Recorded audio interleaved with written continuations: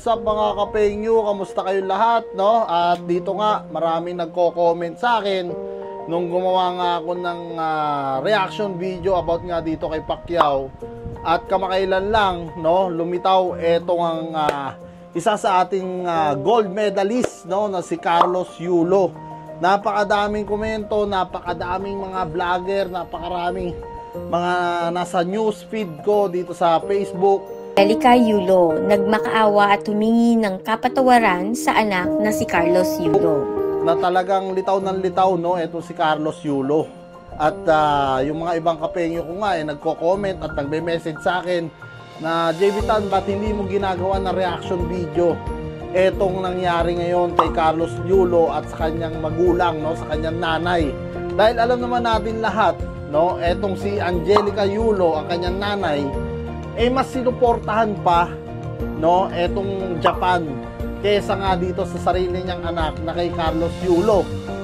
Syempre nga naman bilang isang anak, nakakalungkot nga naman yon na ina-expect mo na ikaw ang susuportahan ng iyong magulang, pero kabaliktaran pala yung nangyari. Hindi siya yung sinuportahan ng kanyang magulang, bagkos sinuportahan itong Japan.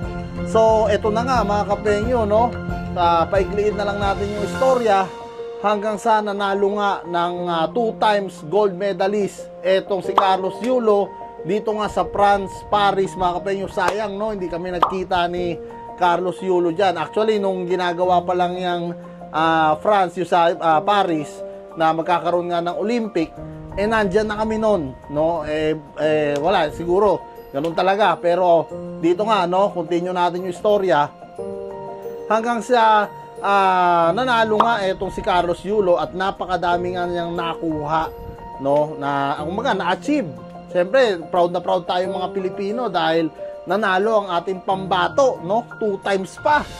So talagang napakalupit nga na ito ni Carlos Yulo. Kumbaga, dugo at pawis, pagod, puyat, lahat binigay ng batang ito para manalo, para makuha nga niya etong medalya to. Pero, no, alam nyo, ako naniniwala ako mga kapengyo dahil din, no, sa kanyang nanay, dahil sa pag-challenge ng kanyang nanay na walang tiwala o walang paniniwala sa kanya, no, mas lalong nagbunga etong Carlos Yulo, mas lalong uminit, no, etong si Carlos Yulo hanggang sa nakuha nga niya yun. Alam nyo mga kapengyo, maganda rin minsan yung natsa-challenge tayo, hindi rin maganda sa atin minsan yung todo suporta lahat. Minsan, alam mo yun, pagka walang challenge, minsan yung iba, nawawalan din ng gana. Hindi ganun hindi ganun kainit. Ngayon, mismong magulang niya, no, yung umano sa kanya, sumalisi sa kanya, kumbaga hindi sumuporta sa kanya, kaya lalong na-challenge itong si Carlos Yulo.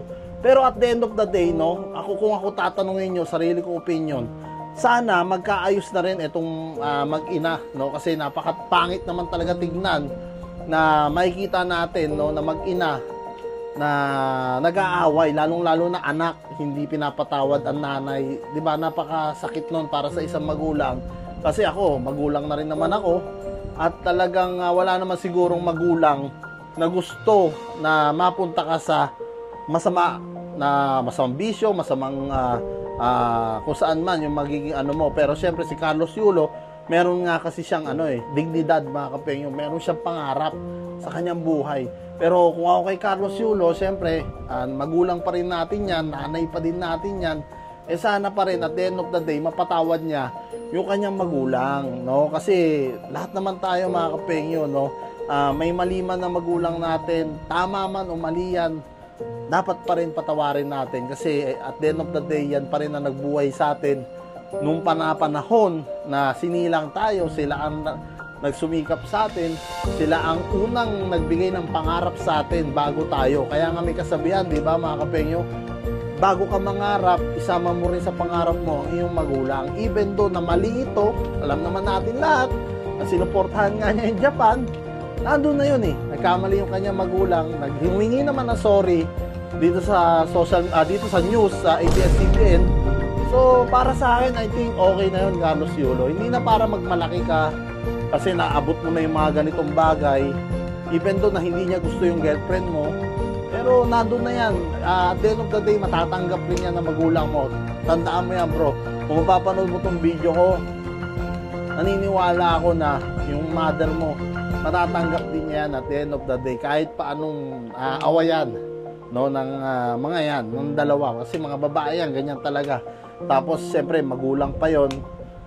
Talagang gusto niya, mapapaganda yung buhay mo. Pero ngayon, na maganda na talaga yung buhay mo, no? Kumbaga, wala na siyang masasabi siguro dun sa'yo, no? So, yan mga kapenyo, kung kayo ang tatanungin ko, anong magiging komento nyo dito nga sa awayan ni Angelica Yulo, ng kanyang nanay, at ito ni Carlos Yulo. Comment nyo na lang down below mga kapenyo. Salamat. Peace.